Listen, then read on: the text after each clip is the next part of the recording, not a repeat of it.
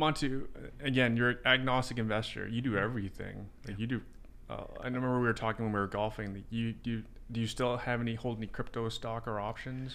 Yeah, I'm a fan of crypto. There are four big ones that I am heavily trading because to me, like I don't know which one is going to take off and become the next one to the moon, but not a lot. But I do trade Bitcoin, Ethereum, Polkadot, and this is not advice, by the way, folks. Polygon. Yes, not financial advice, folks. I also have a dark horse. I've looked into it. I think this one. Sorry, can you spell it? I can't spell it, but the symbol is. The reason I like this one is it solves the problem that Bitcoin has, the speed and transferring crypto assets across the world. It should be within seconds, and does that. The other thing I'm looking at is, of course, new construction. But there's certain things I look for in new construction condos. The deposit structure. It's pretty important right now to have a favorable deposit structure. You want something around 15% with 5% on occupancy. That's what I like to see. Builder caliber is very important.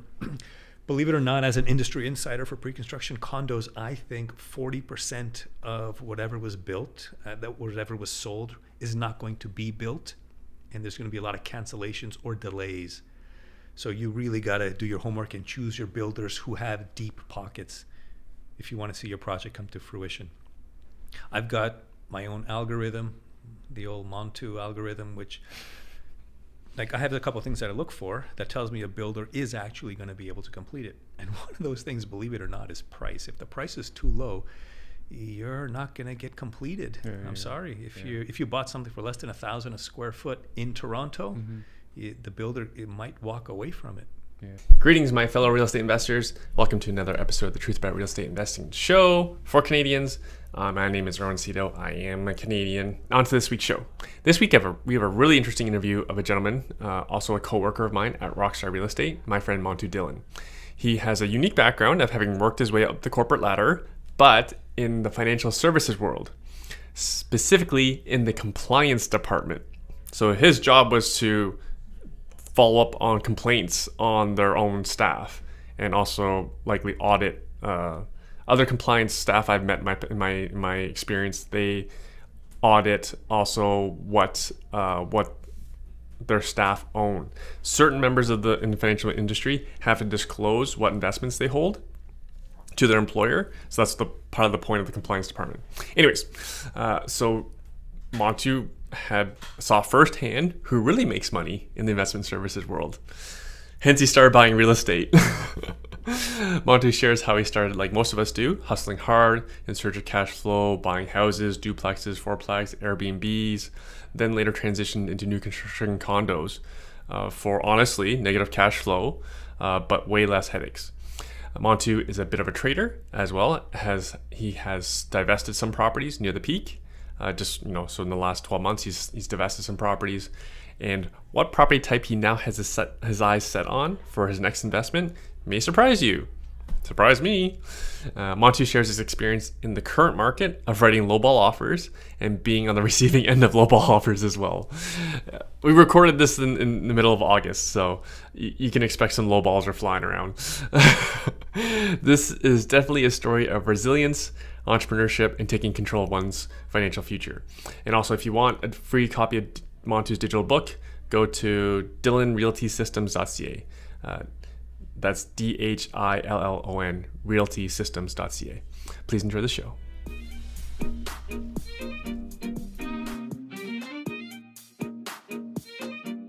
Hey, Montu. Hey, how you doing, Erwin?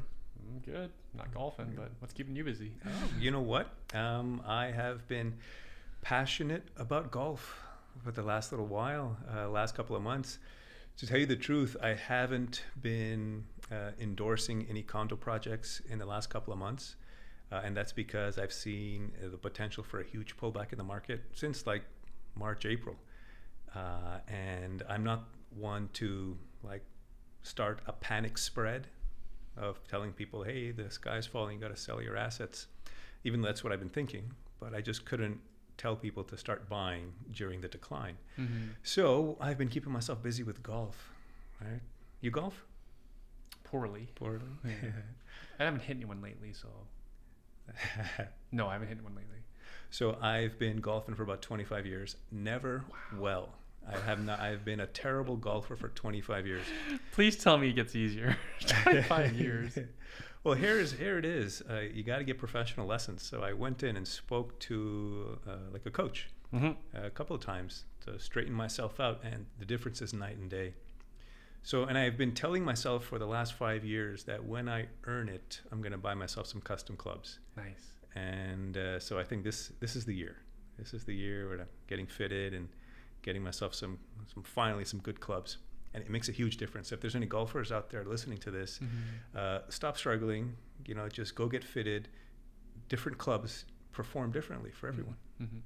Yeah, not the same shoe fits everyone. I'm killing the term. Professional help. Never a bad idea. No, just this proper training. Everyone's got to get straightened out. Yeah, that's a good analogy for almost everything. Like I have a business coach, I have an investment coach, I have lots of coaches in my life. In the same aspect, people are trying to like buy real estate, just watching YouTube videos and trying to figure it out, when what they really need is someone who's run the laps before and can just hold their hands and guide them through the process, right? Just gonna warn you, we're gonna shoot a YouTube video after this. Oh. So we'll be those same schmucks that people can't learn from. Oh, But we've run some laps. We've run some laps. We know a little bit about investing. So hopefully we'll like to be the good schmucks on YouTube. Yeah. So, Montu, you have an interesting journey in in terms of real estate, because you actually come from the investments world. Right. Can you tell us about what year was that, and then what was your experience working in the investments world? Because you worked in the financial investments world, like large publicly traded companies. The early 2000s. So right. I do have a background in investments. I was stocks and options licensed. That was my previous life. I had the plan to build up a huge stock portfolio and let that, say, make $1 million in stocks and then just collect 6% for the rest of my life. And I thought I could live off of that. Lo and behold, a lot changes in a decade, right? So I was working with investment advisors and portfolio managers, and I was trading for myself. And I had a position in the compliance department in a couple of companies, like at CIBC and Dundee Wealth, who are now, they've become echelon partners. I found that I was able to climb the corporate ladder really quickly, especially in Toronto. I come from Montreal, where the salaries were a lot less than Toronto. So when I came to Toronto in like the mid 2000s, my salary practically doubled. And then it would jump by like 30-40% because I would just change locations, change careers, change employers every couple of months, right? Because it was so competitive. They were offering, headhunters were like really aggressive, and they were offering immense salary increases. So my salary went from like $35,000 in Montreal to, well, almost $100,000 plus bonuses, which those bonuses and the insurance and the stock options, those are the golden handcuffs. That's what I learned. So my journey in trying to make as much money as possible and retire early, I learned that I could not break a glass ceiling. No matter how hard I worked, because I was working for somebody else, they subdued my earning potential. So there was a level that I was trying to reach, a director in the company I was at. And I had climbed to the position of manager. Director, junior director was right after that. And I just could not get it done, no matter how much work I put into it, no matter how many connections I made.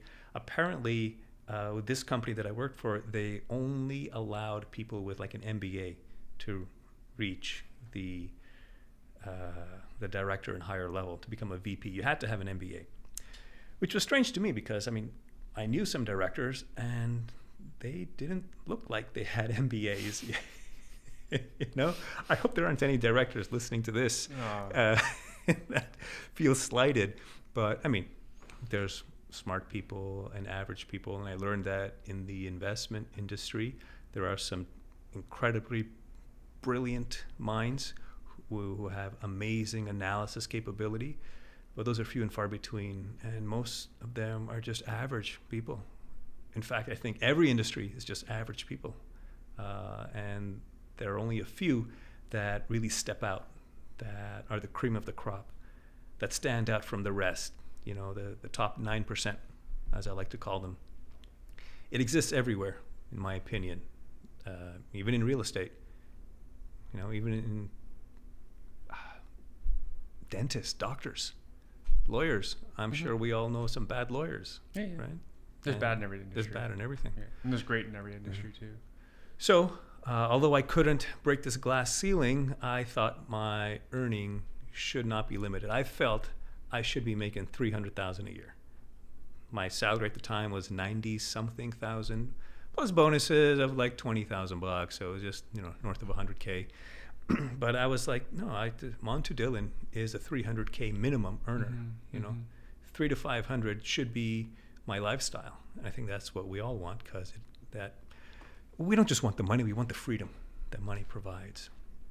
So I decided to get a motorcycle and crash it and break about 24 bones in my body. This is a terrible plan. Yeah, it completely backfired on me, right? So lying there for 3 months, not able to sleep lying down. I had to sleep in a recliner. And that's when I realized that, okay, I was dreading going back to my workplace. It was just the most horrible environment with office politics, and some of the characters were just, you work with trolls. At least in this office, there was a couple of trolls, and I really did not want to go back to that. So I said to my wife, darling, I have a crazy idea. Better than a motorcycle idea. better than a motorcycle. We're gonna buy some real estate. I think that duplexes, if we have a portfolio of duplexes, they cash flow. If we can get, say, 5 duplexes that are cash flowing $1,000, we're gonna replace my salary. Yeah, that's all I was making. I was making like $5,000 a month after taxes. How the hell did we survive on that? You know what I mean? So that started my epic journey, and I found Scott, the television personality from HGTV. Scott McGilvery? McGilvery. I found him. My wife brought his book to me, and I read it, and I was like, who is this clown? He's got his picture all over this book. I'm not paying attention to him. He's so egotistical. Then I watched one of his shows, and I was amazed at how humble and charming and good-hearted he was. And I was like, this guy's got it figured out. Okay, let me read his book. So read his book, and I was like, all right, this is what we're going to do. We're going to get some duplexes, like Scott McGilvery says, and we'll be financially free. Right. Income properties. Income properties. So suite basements, which were income properties, which was his first show was all about. Yeah. And then I'll slowly leave my job, and we can do this. Got licensed, got my real estate license, started doing that part-time and working in the financial industry full-time. But, between you and me, I wasn't doing much work full-time. I was just focusing on real estate, trying to crack this code. And then one day I stumbled upon Income for Life by Tom and Nick Carrazza. Shout out Tom and Nick Carrazza, Yes. Rockstar Real Estate. Rockstar Real Estate. And I read their book, and me being the skeptic I was like, I was so angry when I was reading the book. I was like, this does not work. This is the dumbest thing I've ever heard of. This is not going to work. And I was yelling at it every day to my wife. I was like, look at what these guys are proposing. There's no way you can do a rent to own. It just won't work. By the end of the book, though, I got to admit, I was sold. I was like, you know what? I think these guys are onto something. We got to try it. It's just math, and math doesn't lie. So let's do it. Let's try. I'm going to go to one of their free training classes, and that's where I met Tom Carrazza. So I didn't join Rockstar Brokerage right away. It was just part of my journey, trying to I accumulated a whole bunch of like houses, I bought fixer uppers, converted them into with legal basements, have like a 2-unit dwelling. I bought me a fourplex. I did one rent to own, which ultimately didn't work out. And then at some point, because of all the work I was doing in my houses, I was like, oh, I got to get property managers. And all the tenant issues that I had, the tenant profile in these duplexes and fourplexes, they didn't really make a lot of money, and they often had problems paying the rent. So one day, someone told me that the best thing they ever did was buy a pre-construction condo. And I was like, no way, that doesn't work. You know, houses, land is where the money's at. That's what you want to get. But, you know, because I had a little extra assets and I was able to get a mortgage at the time, it's really hard to do that now. I decided to go ahead and buy a pre-construction condo. What ended up happening was I made like $150,000 or $200,000 within that time frame from start to finish. Actually, it was over just from start to closing. The value was up $200,000, and I sold it a year later. And then after all my realtor expenses and paying taxes, etc., my profit was about $220,000. I didn't have to fix up any houses. I didn't have to clean up any cockroaches. I didn't have any toilets to clean, which is what I was doing previously, getting tenants into my homes. I didn't have to do any of that. It was just I found good builders who knew how to build and deliver, and then I just started doing that over and over. I just found the pattern, made a few mistakes, figured out what the right pattern is, and then I would just go into business with those people who had the good projects. And then it was just like, here, sign a few checks. It gets cashed a couple of months later, and then on closing, you get a mortgage. You can either sell it, but I found the sweet spot was selling the condo about a year to a year and a half after closing. Now, why is that the sweet spot? Number one, there's tax benefits. You get your HST rebate. You lock that in. Your value of the unit with a tenant carrying it for a year. For some reason, I haven't figured out why, but the value jumps within that first year. Lots of theories as to why, because the building is still in renovation, and then renovations are all done. Right. People want new, but they want now. Exactly. Right. Yeah. And they're willing to pay for it. Right. So as an investor, if I'm willing to carry it, and sometimes even at a loss, some of these units, they cash flow negative about $300-400 a month. So I'm sacrificing about $4,800 a year, $5,000 a year. But in the end, on the flip side, when I sell, I'm making $200 without the struggle of having to maintain real estate, maintain houses, fix a leak in the basement, which I have tons of experience doing. Believe me, I do. So Montu, let me pause you there because there's lots to unpack. Because you skimmed through the whole part where you worked in the compliance department in the investment industry. So I'm calling you out. Yes. What did you see? What can you share? So, because you saw the skeletons in the closet. I saw shenanigans. Right. So what I learned back in those days was there are good advisors and there are bad advisors. I like to surround myself only with good advisors, people who know what they're doing. But as I managed the compliance department, I saw all kinds of shenanigans. I saw one fellow, this was unbelievable. It was just outright fraud. He took his client's money, and when the market, this one stock tanked, they went from $300,000 to $50,000.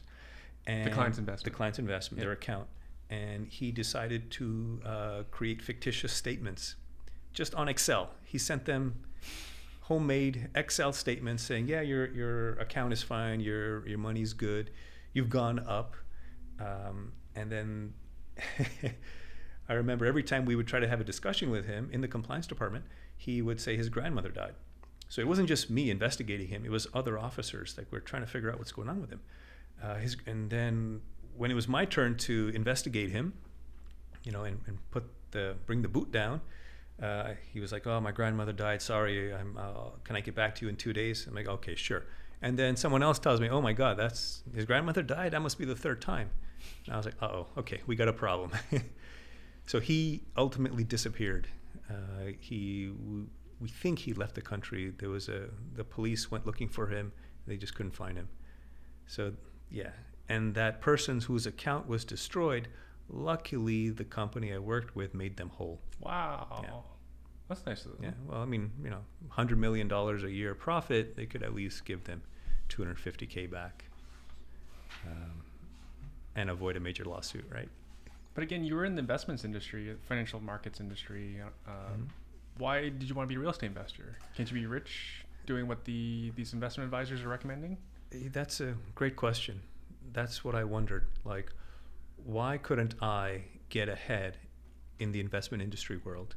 Yeah, you were an insider. Yeah, I was an insider. Probably paid less commission too. Yeah. Friends and family specials. Right. Yeah. So what I learned was the only people who are really making money in the stock world are the middlemen, the ones who are doing the trades, who are making the commission, which is ultimately the house, the brokerages, right? The CIBCs, the RBCs, the big houses.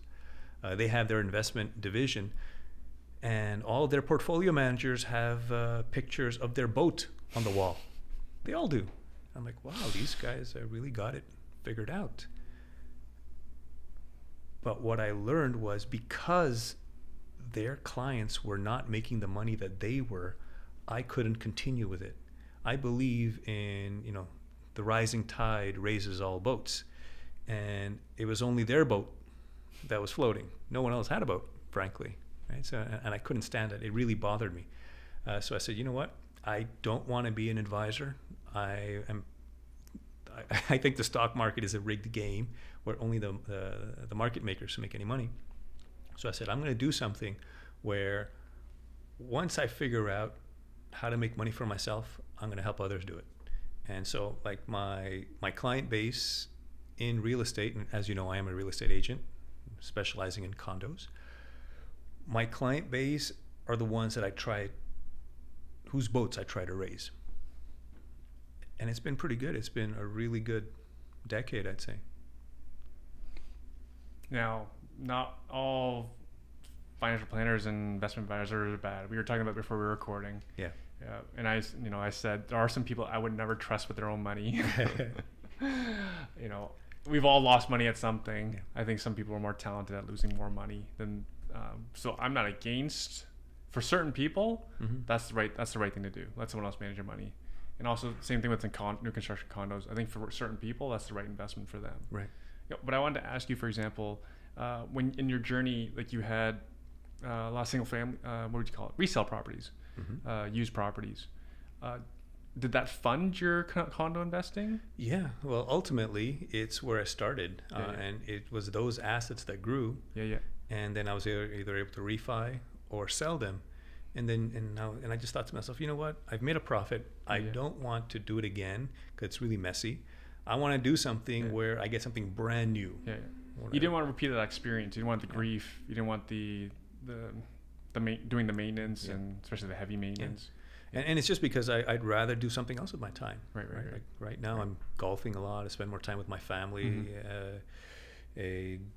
It's my custom designed life that I feel I'm living, and I wouldn't want to change that, even for money, right? So there's one asset that... Easy to say after you made all this money.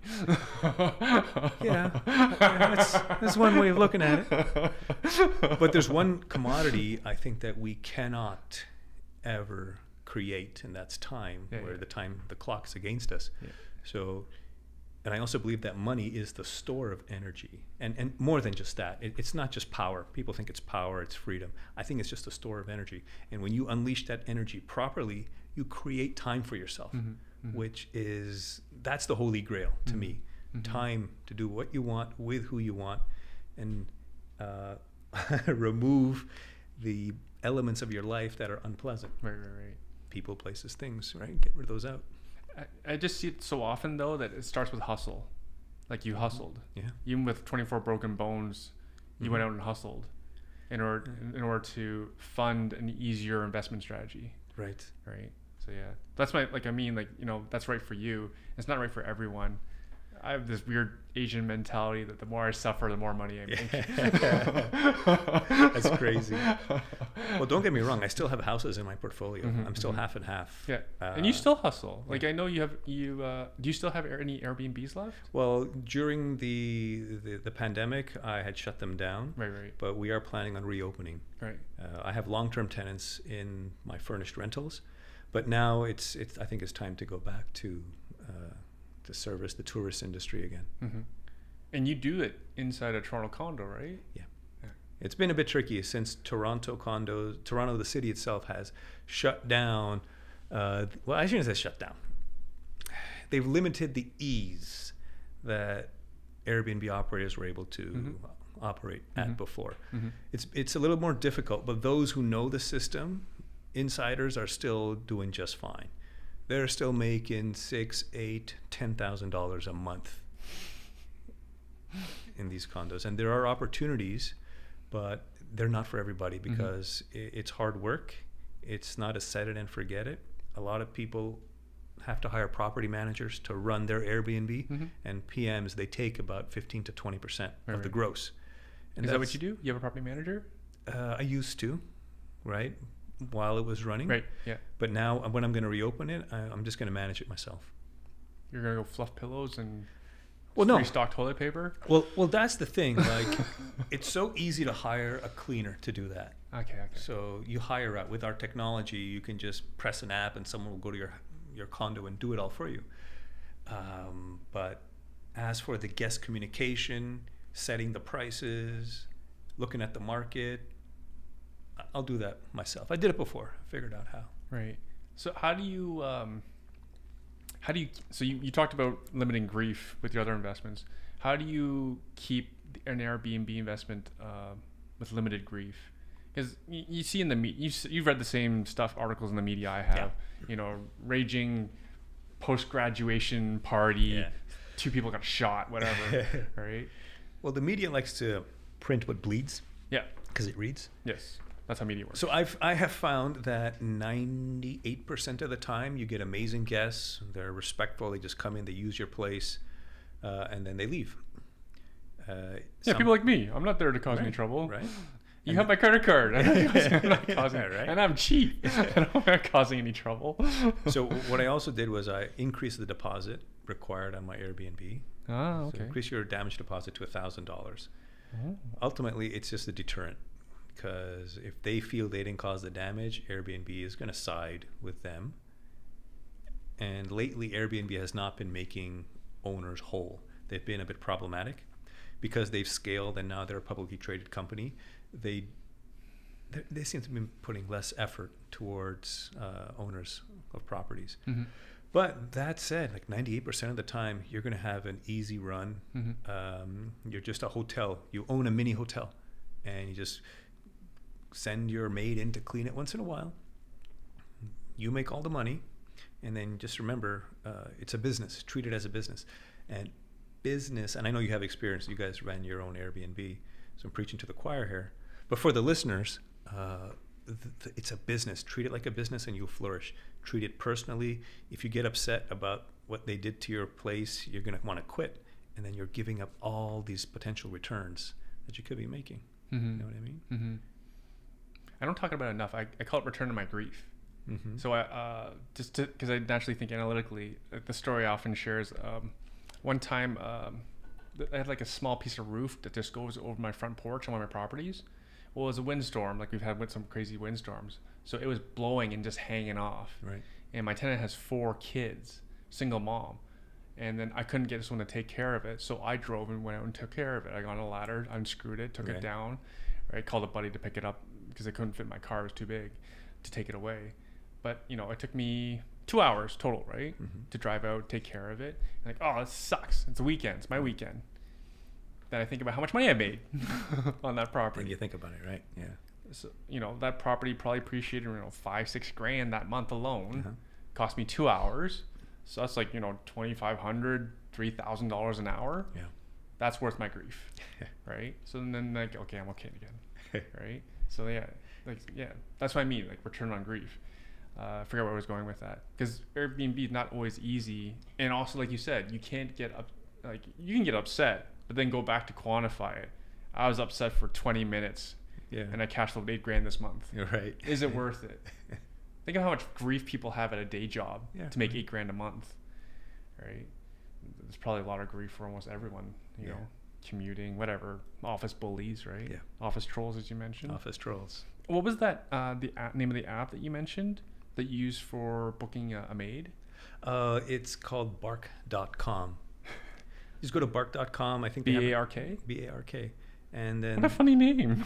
Yeah, you just say, hey, I need a cleaner, and they just send, you know, you get a whole bunch of people who are saying, yeah, I could clean your place. This is my price.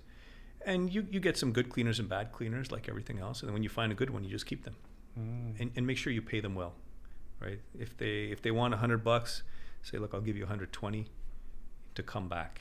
And, you know, it's I think effort needs to be rewarded. Right. Is that kind of like what the market is, for example, like good quality people? Exactly. 20% inflation. Yeah. To make sure that you're a priority. Exactly. Right. Well, if you're cash flowing $8,000 a month, you know, paying a little extra for cleaning is probably worth it. Yeah, right. People get bogged down in the details, and sometimes they run an operation like an Airbnb hosting operation, and they're like, well, I don't want to pay $150 for cleaning. I was like, come on, folks, you just made $8,000 this month. Just shell out the extra $150. It's a business. Every business has an expense. You know, if you want it, that's one thing I've learned in the last 2 decades is when you throw money at a problem, it fixes it. You don't rely on your own expertise. There are other people better equipped to take care of your problem, and just give them money to do it. Money is just, you're storing some energy, and they can do it faster, better, quicker than you can. Like, you know, plumbers, for example. I knew a couple things about plumbing and electricity with all the houses I've managed. Used to do it all myself, and now I just find a plumber, and they fix it permanently. Yeah, they cost. Yeah, electricians cost. But guess what? I've never gone back to those homes that I botched the electrical or the plumbing job myself. So now it's you know, one and done when you hire a pro. I think part of your grief issue is that you did a lot of the work yourself. Yeah, maybe. Just trying to save the money, right? I said it recently. It takes a village to raise a child. It takes a village to have a successful investment property. Yeah. Right. And all these people try to do it themselves. Yeah. Same thing with raising a child. You know, to not do daycare, to not, you know, do schooling, like it takes a village. Yeah. You can't do it by yourself. I think it's just a lot easier if you don't do it by yourself. Can you give us a bit of a breakdown? What percentage of your portfolio is new construction versus, like, I don't know, everything else? Well, here's the thing. My new construction is I trade it. So right now so you're not really an investor of new construction. You're a trader. I'm investing during the holding period. Did you hold any of them? Yeah. So yeah, I mean, did you hold when I buy new beyond construction, 1 year after closing? Yeah, because especially with, you know, the recent downturn. I advocated everyone to sell in like February. I was like, hey guys, I think the market's going to pull back. Sell what you have while you can. I sold 2 properties, one last year, one this year, in March or April. And I'm glad I did, because I was predicting like a 30% pullback. At the same time, I was seeing a potential increase in condo prices because of, you know, just the laws of supply and demand. So the houses that I sold, they did come down, and I'm glad I sold them. And I think versus last year. Oh, apologies. Were these both condos that you sold, or no, homes? Oh, both houses. Yeah. What cities? Low rise. One in Guelph, and one in Hamilton. Got it. Sorry, continue. So yeah, I made out well with them, and now I'm sitting on dry powder because I think that there's a next opportunity that's coming. So I'm a 60-40 in my portfolio with new construction and resale. And I am going to be adding, so I'm not a condo nut. You know what I mean? Like, I just saw an opportunity in condos in the last 7 years, and I capitalized on it. I'm an opportunist. You're an agnostic investor. Yeah, exactly. Yeah. And I see the next opportunity right now coming in detached homes, because I think the carrying cost for them is way too high. Everything above $1 million, carrying costs with the current interest rates is like $6,000, right? with property taxes, insurance, all that. We're talking at $6,000. How many people can afford that? So I think these homes, they're going to be coming down because the demand is just not going to be able to meet that carrying cost. Luckily, I'm one of the few people who can pick up one of these units. All right. And so you're not an everyday investor. Yeah. Let's just get that clear, folks. Just because I always think context is important. Yeah. You can afford to do this. Exactly. You have the bankroll to do this. Exactly. Right. And so I think these homes, and I think it's not just me, I think a lot of other people are going to be able to do it. Yeah. No, I totally agree. Because detached is what's come down the most in price. Exactly. And also so my thinking is, again, it's math. The per square foot cost of a bigger home is less than that of a smaller home. Right. A 2-story home cost per square foot is less than a bungalow. Mm-hmm. So but the rent per square foot is probably the same. It's about the same. Yeah. It's about the same. Yeah. So there's a bit of an arbitrage opportunity. Exactly. So why wouldn't I buy a bigger home and turn it into a triplex, for example? Mm-hmm. It was my thinking. What was your thinking around detached home investing? So most detached homes. I know you want less grief. So it's different. Yeah. People are paying like $1.5 million, or at least they were. Like the average detached home is going for about $1.5 to $2 million. It's insane. Mm-hmm. Absolutely nuts. And I think a lot of it was speculation, and people got ahead of themselves thinking, they're listening to the wrong people, thinking, oh yeah, it's going to go to 3 million. Yeah, it's going to keep going up to the moon. And then when the stack starts to shake, people are going to start dumping these things, these assets really fast. And you always want to go against the herd, against the grain. I'm a contrarian investor, and that's, I think, where I've made most of my money in the shortest amount of time, by doing the opposite of what everybody else is doing. Mm-hmm, mm-hmm. So sell high, buy low, but you just get that queasy feeling that you're doing it wrong. When you get that wrong feeling, right, you're actually right. Mm-hmm. Because guess what? 95% of people are wrong about money. Only 5% know what they're doing. They actually understand money. It's not currency or paper. Right. It's a store of energy. Mm-hmm. And once you know how to capitalize and hold it in reserve and then release it. Mm-hmm. So I hope people sold. Those of you who are smart enough and sold earlier this year, you've got some dry powder. You should be able to release it in a couple of months. We're sitting here in August 2022, and I see an immense opportunity in detached homes coming up in October, November. Mm-hmm. And I think it's just when the news is that, it's going to go even lower, or detached homes are going to be under $1 million very soon, that's when we buy. Because most people are wrong, and most people are going to be preaching that the market is going to tank, market's going to drop even further. That's when I jump in and buy. I haven't been saying that for a while though. Right? But we never act on it, because we hear our neighbors, and a lot of my clientele, they miss out on opportunities because they're listening to their neighbors who say you should sell your house for this price. Mm-hmm. But no, they're chasing the market down. Mm-hmm. The house is not that price anymore, and they're not able to sell it. So you got to listen to the experts, right? Don't listen to the other crabs in the bucket. Just when you get that feeling that you are right despite everyone else, you got to pull the trigger. Mm-hmm. And you'll find that, a couple of months later, everyone catches up to you. Mm-hmm. And then by then it's too late. So tell me what you're looking for. Tell me what you're looking for in a detached home. Okay. So this is hard to get right now because, I'm out there making lowball offers. I got some amazing stories.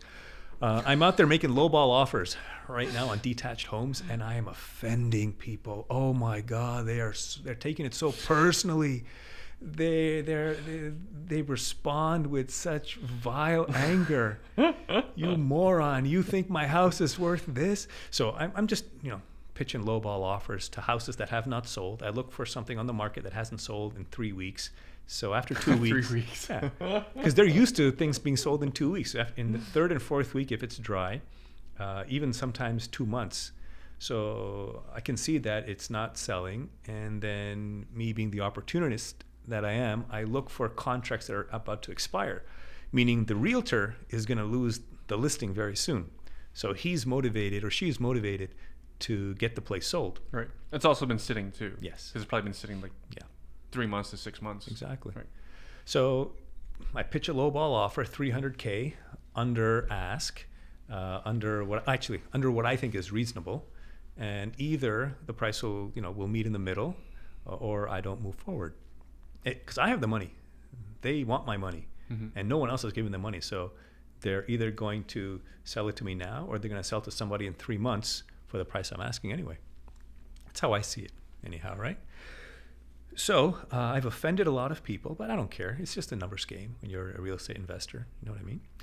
And the worst was, check this out. This is so terrible. A house appeared on my street, and I wanted a house on my street because it'd be so easy to Airbnb, very easy to manage. And they're worth about 1.4 mil, and and they listed at 1.3 because they had an unfinished basement, and there was a lot of bad media at the time. I went in and I offered like 10.25, like super low ball, and of course the sellers were offended, and I told them why it's so sorry, $1 million and 1,025,000. Yeah, just north of $1 million, and it properly dressed, this house would have sold for 1.3. It just wasn't dressed well. The agent didn't really do a good job. There's lots of those. Yeah, she doesn't really understand like staging or marketing, right? And the timing's terrible. Yeah, and I have that skill set, so I'm like, okay, let me just grab it. I'll pay 1.1 for it. In my mind, I'm thinking I'll pay 1.1 for it, and I'll dress it up, and I'll sell it for 1.3. I could even hold it for a year, put a tenant in there while the market recovers if it sinks. So in retrospect, it was a bad idea to tell them all the things I found that are wrong with the house, because that's what pissed them off. They are like, they took it so personally. So I found there was basement moisture. I found a crack in the foundation. I found all kinds of, this is dated, that's dated. And I said, this is why my offer is this. And they weren't getting any other offers, right? And I knew the market was dry. So they're either going to take my offer or it's going to sit, and they'll eventually take my offer if they get nothing else. Long story short, they wanted 1.2. They said, we're not going any lower than 1.2. A week later, they sold it to somebody else other than me for 10.60. When I found that they had another offer on the table, I went in and offered 1.1 million. I offered 1.1, and they took the 10.60 because they hated me. They did not want to deal with the guy who insulted them. Right? Their hate for you is worth $40,000. Assuming capital gains exemption, $40,000 after tax money was the dollar value for their hate for you. Yeah, exactly. So that's something I've learned. That's a lot of money. So now when I'm pitching my lowball offers, I'm not doing that anymore. I'm not, telling them about the basement moisture or the mold. I'm just saying, this is my offer. You want it? Take it or leave it. And a key is, don't piss off the other agent as well, because he or she holds the door to your access to the sale. And if you, oh man, Montu. I know, live and learn. I'm a tough negotiator. So you know this about me. I call it like I see it. I don't pull punches. If I see something wrong, I don't keep it inside. I tell them. I was like, hey, that is kind of dumb, right? Don't think you're gonna trick me. This is BS. And a lot of people, they're so sensitive. We live in a very sensitive world today. Oh, it's a sensitive world. Yeah. But again, we're dealing with individuals. You're going to find them. Yeah. Right? You could have found the most sensitive individuals on the street. You just got unlucky. Yeah. Right? So that's what I'm doing. I think there's a huge opportunity for low rise. Right. Detached semis, towns are going to be coming up, but right now it's for detached. Semis and towns are still going up in value, but I think they're going to stop very soon and pull back. Yeah. Meanwhile, the more started the home, the more it seems to be resilient. Yeah. Right? Yeah. Condos seem pretty resilient. Very resilient. Yeah. Resale. Yeah. At this time in August 2022, condos are up like 7% versus last year. Oh my Lord. Meanwhile, detached homes are down 3% versus last year. So condos have bridged the gap by about 10%. Yeah. Right, and that's. So we're talking detached down 3% year over year, but from peak we're probably down 15 or more. 24%. Okay, that's more than 15. Well, yes. the average price from February to now or I should say using the July data, it's down 24%, the average price of a home. So I figure a detached home is somewhere in there. But I've had a lot of very smart investors who were working with me that said, yeah, let's sell. And they got out in like February, March, April. And now they're sitting on some dry powder.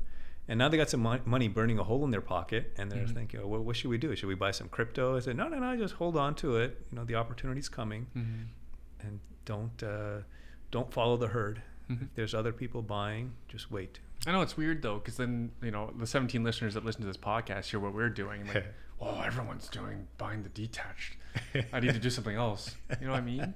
I get that too, because I talk to like really smart people and like, wow, all these smart people are doing this. Am I just following the herd? You know what I mean? The difficult thing is there's going to be opportunities for detached homes that they're still going to be six figures.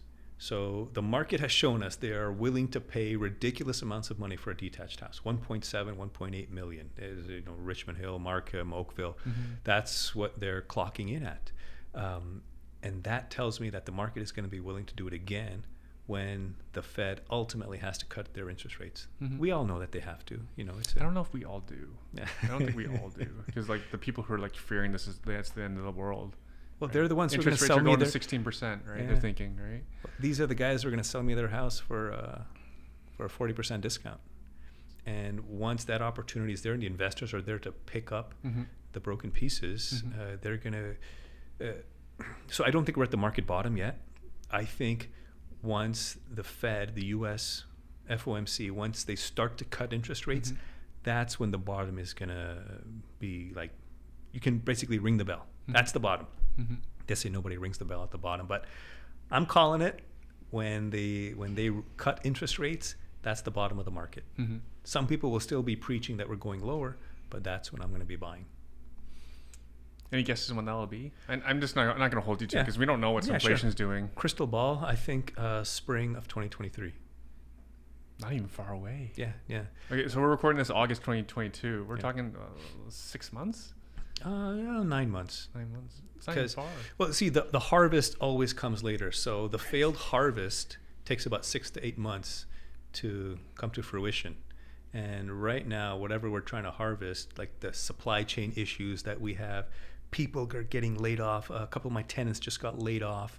So we're in for a storm that's coming. And to all my fellow landlords who were suffering during COVID, and Mr. Doug Ford convinced all the tenants that, hey, you don't have to pay rent, just buy food.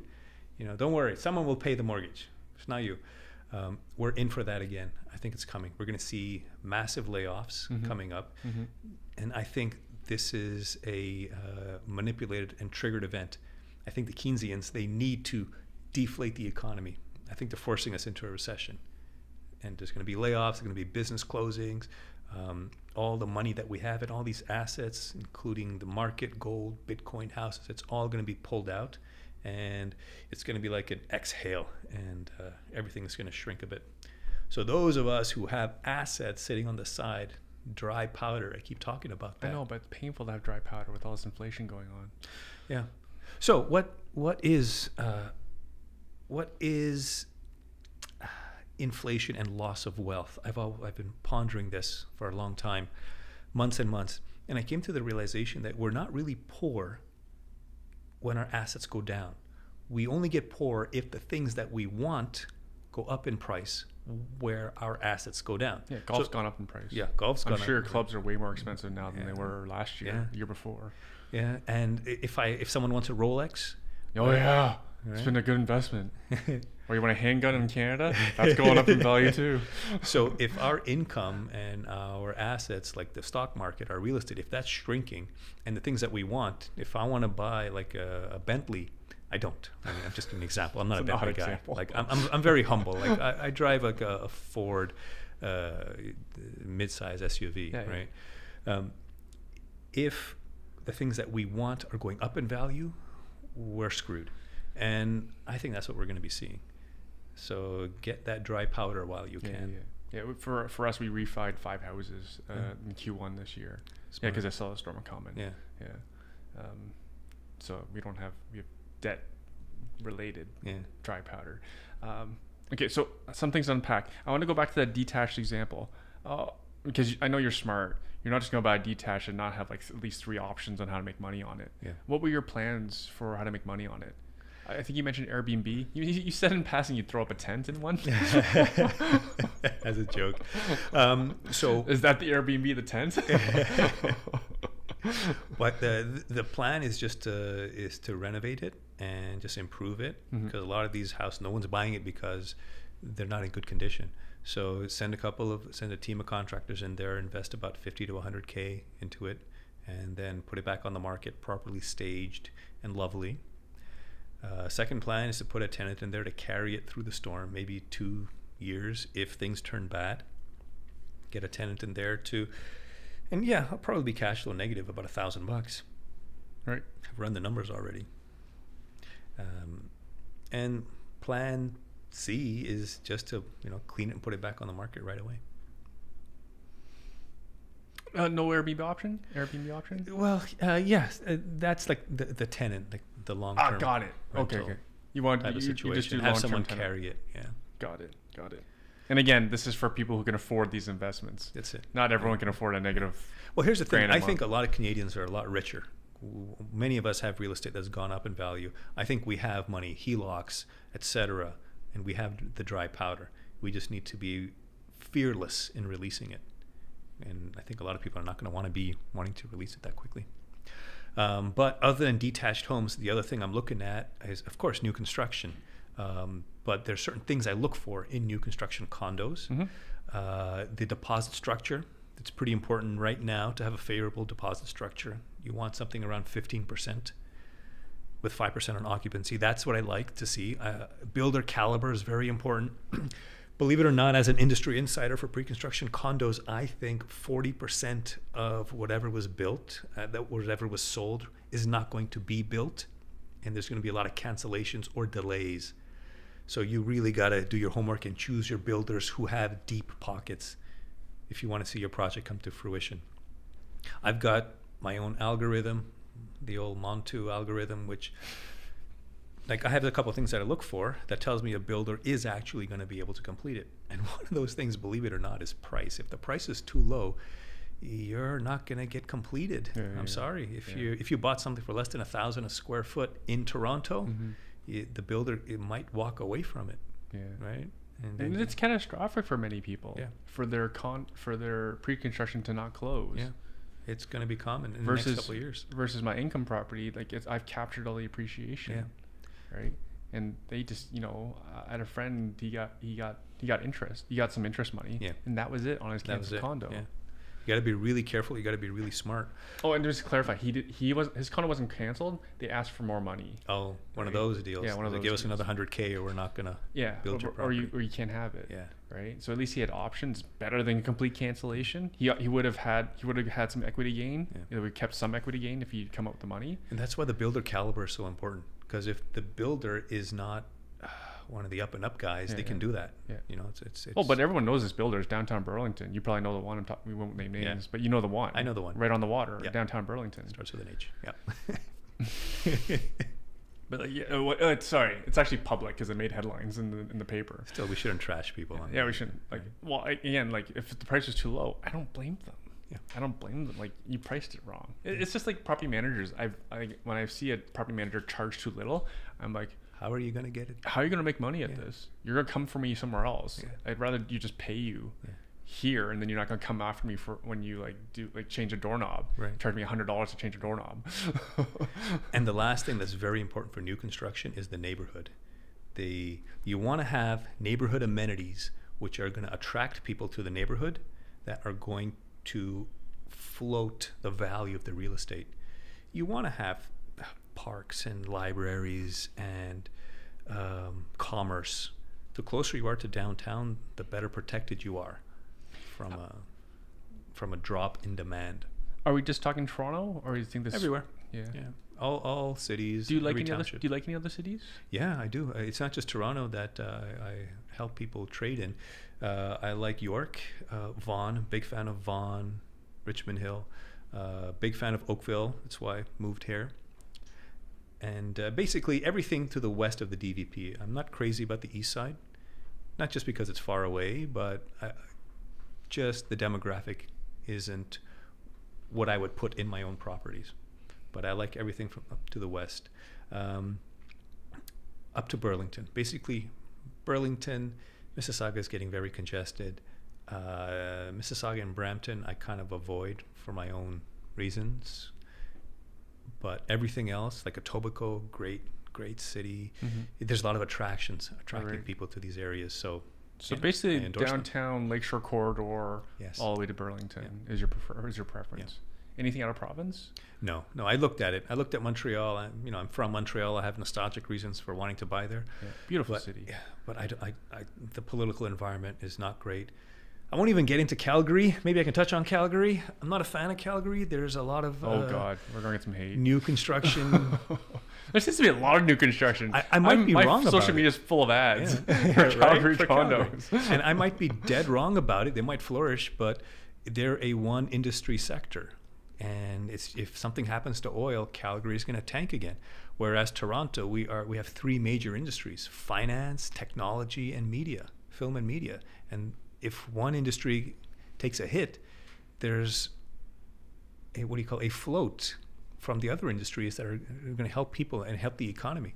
That's not going to happen with Calgary. Right. Well, and also all the mining head offices are in downtown Toronto, for example. So there's lots of high-paying jobs downtown Toronto.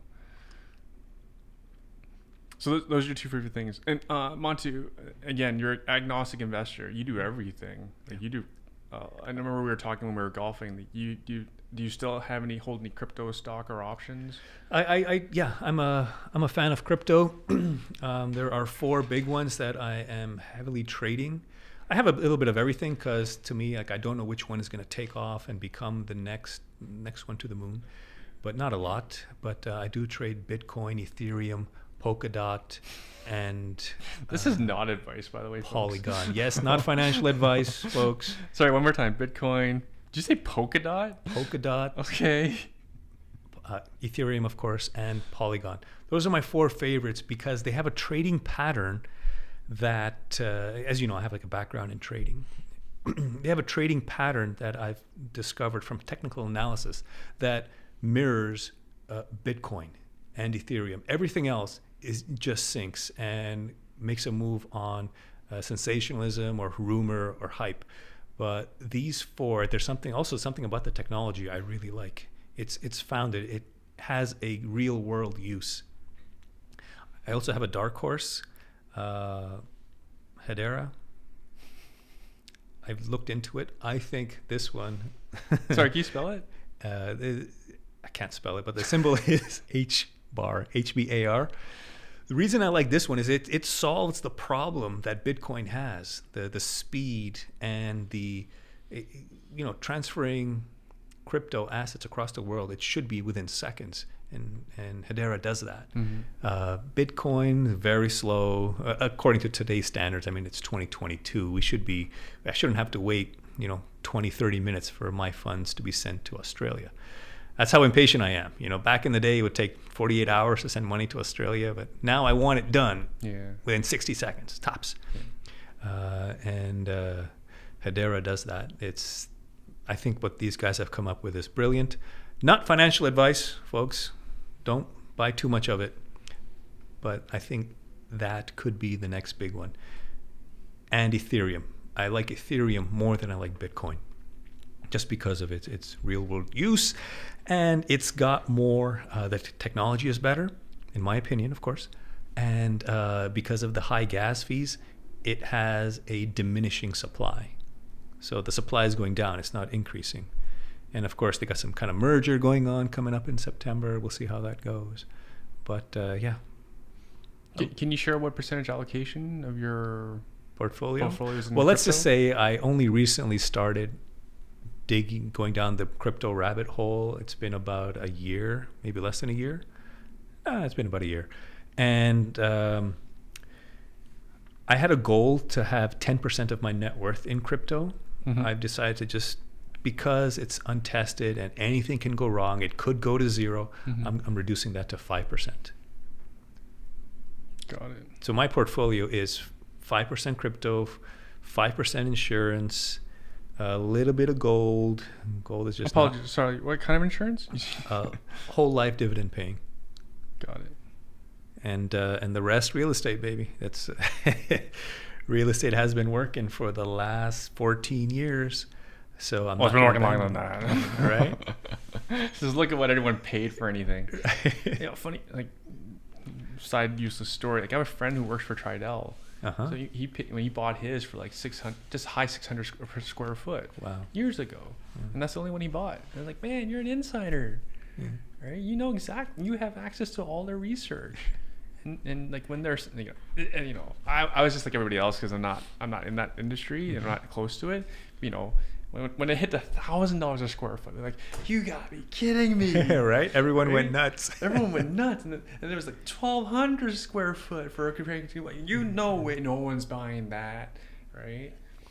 So this spring and summer, I was seeing resale condos selling for $1,500 to $1,700 a square foot. Right. They're nicer places, right? They're newer buildings, of course, not the older stuff. Yeah. But still, it's the resale. It's not the new construction. New construction, we're clocking in at $1,700 a square foot to start in downtown Toronto. And I heard some new stuff is selling for 17. Yeah. But we don't even know if it's going to get built. Well, that's when it will get built. The thing is, if they're selling it for 17, I think that's reasonable with the cost of everything, and labor is very expensive now. Yeah. So they have a chance of being completed. If you're paying $1,300 to $1,700 per square foot for new construction, you're safer. Yeah, because you never know. But if you're paying less than $1,300 for new construction, I think it's a dice roll. Because how can they do it? It's expensive. Their construction loan, they're paying more interest on that loan, so you may not get built. And then same timing for new construction condo when interest rates start going down again. You're calling spring. The good builders will keep doing a good job. Everyone else is going to be delayed by about a year or two. Right. Yeah, because some builders will want to protect their reputation. They'll just build it. Some may even build it for a loss. Yeah, which is crazy. Yeah. Good on them. Well, there's a storm coming. There's a big storm coming. But we were talking before this, like the storm's been coming forever. There's always a storm. Yeah. This one was just a bad one. And it's not about waiting for the storm to pass, right? It's about learning to dance in the rain. And I think this is going to be what's upcoming. People they're not expecting it.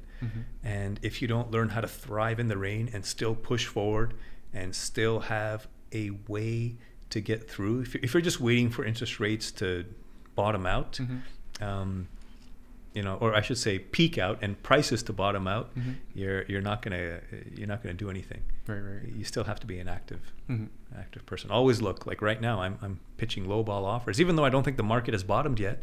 I think we're going lower. Because real estate's imperfect. Yes.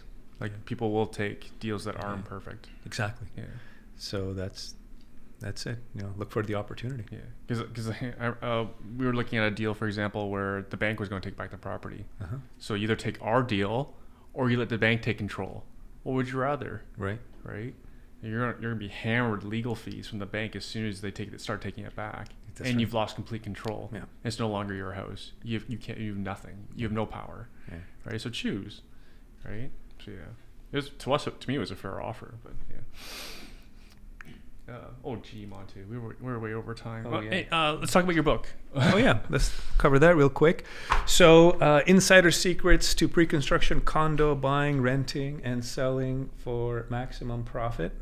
Wrote this book a couple years back. It's when I was predicting a rise in the condo value when everyone else thought that condos aren't going to be worth anything. So I just put my experiences and tips and tricks, not just about condos, but how to deal with your selling, how to buy pre-construction, how to sell pre-construction, assignment opportunities. There's even a little bit about some Airbnb, how to do a short-term rental in my book. It's really for people who want an insider's experience in the condo investing world and how to find opportunities, because not everything is a good deal. So I kind of outline like what types of properties, what type of condos to look for, what types to avoid, how to get a good deal, what are immediate delivery condos, because sometimes builders, they have extra inventory that they're paying to carry and they're eager to get rid of it. So you can go in there and make them an offer. So if they're asking like, you know, $900K, you can come and say, hey, I'll take it off your hand if you throw in a free parking spot for $800K. And sometimes they do that. I got a couple of deals like that, actually. Are there deals available in the assignment market right now? I think, again, it's about going against the grain. There's going to be a lot of people selling assignments. So it's if there's excess supply, where is the demand Right. going to So come let's just from? back up and explain the assignment market. So you correct me if I'm wrong. So people who bought new construction and for whatever reason they're wanting to sell their contract basically without closing. Yes. Right. Yeah, they want to hand over their contract to somebody else. That person steps into their shoes and closes with the builder directly. Right.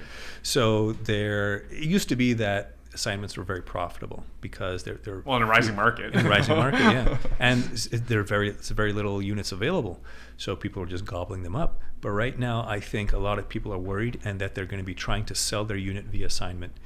It's a great time to buy an assignment because there's very few buyers, so you will get a good deal. But it's not a good time to sell an assignment because you're just going to get lowball offers. That's what we're seeing. Yeah. Like I had a couple assignment listings and all we got were lowball offers. Even though the value of the unit is very reasonable to what we're asking, it just people are just coming in $200K under. All right. Because Did you get emotional on receiving the lowball offers? No, I didn't. I was expecting it because I was that guy on the other side, right? So that's just So the at least market. you're willing to give and take. Yeah. You know, if you're going to give it, you're willing to take it. Yeah, So, exactly. yeah. And then any update? Because I haven't really seen it in the news. Weren't there construction slowdowns? Like, Yeah. weren't certain groups Yeah. on strike? Yes, lots of supply issues and then labor strikes. So all new construction condos being built were delayed by another couple of months. Sorry, you say all? I would say like 80% because every project that I had in my own portfolio that's coming up for delivery, every builder sent me a notice saying, hey, we don't know how long this strike is going to last. We're delayed. We'll let you know. Do you know what they're asking for in terms of the More labor money. strikes? Yeah, more money, Like, how less much work. more? I don't know. I'm not privy to that labor agreements. I'm just curious because then that gives me an idea how much labor inflation will be in real estate. So labor is the builder's biggest expense. So they have concrete, steel, lumber, all that to pay for, but labor is 40% of their cost. So what you're to build, yes. Wait, 40% including the land as part of including the whole pie? That's what they tell me, right? So I don't see their Oh books, my. but they're telling me there's land costs, there's soft costs, there's closing costs, there's materials costs, but labor is 40%. You are paying. So if you're buying something for $1 million, 400,000 of that is to pay people to and it's not just your unit. Remember, they're building the entire building. They're building the elevators. They're building the amenities. They're building the foundation. They're building the garage. So yeah, stuff's expensive, man. Stuff's expensive, Yeah. and that's part of the reason why real estate's indexed to inflation. Yes. Right. We can't just import labor. Yeah. Canada tries to, but even whatever we import is still expensive. Like, they came here to make more money. They didn't come here to make less money. Wow. Okay. Montu, any final words? I've had you a long time. If people want to get a free copy of my book, they can download it at DillonRealtySystems.ca. Can you spell that? Dhillon, DHILLON, Realty, RALTY, systems.ca. And we'll have that in the show notes, folks. So if you're driving, it's okay. Yeah. We'll have the link in the show notes. And I wish people luck and fortune. Those who partner up with an expert are going to achieve their goals. Yeah, especially fear, because I talk to people all the time about real estate, and I often find they don't really know much what's going on. Mm-hmm. I was literally golfing with someone just this week, and they said to me, "Oh, I know all these people who bought a property already, and now they can't sell their home." Mm-hmm. And I'm like, "Well, they got some bad advice." Yeah. I said something much worse than that, and he's like, "No one could have predicted this." And like, I told my clients exactly this could happen. Yeah. Right. Right. I told them this could exactly be in 2017 again. Yeah. Right. So the advice from my mouth to our clients was, you know, in December, January, February, March, if your plan is to sell in the next 12 months, sell it now. Yeah. Right. That's exactly what I told people. Take the risk off the table. Yeah. Right. I bore risk. Right. And I did a sort of the same thing by refinancing. I'm just too scared to sell and then miss out on all the gains. FOMO. Yeah, I have FOMO on all sides. Right? I have FOMO on crypto right now. Bitcoin at 23 grand. I was like, damn it, I missed it at 20. Montu, thanks so much for doing this. My pleasure. Always a pleasure hanging out with you, Erwin. Thanks, Montu. If you need any other advice and if you want to discuss what good projects are coming up, you know where to reach me. Yeah, I'll be bugging you about where to get fitted for golf clubs. Yeah. Thanks, Montu. Awesome. Take care. Thank you for watching. If you want to learn how to invest in real estate from scratch, my team teaches beginners how to use the #1 investment strategy that I personally use in a virtual free training class every month. Go to investortraining.ca/YouTube to register for our next class. The link is also in the description as well. I publish at least 2 to 3 videos a week here, so subscribe if you want to keep learning from seasoned investors like myself and my guests. And if you're just starting out, feel free to ask questions and comment below, and I do the best to answer each of those comments and questions myself.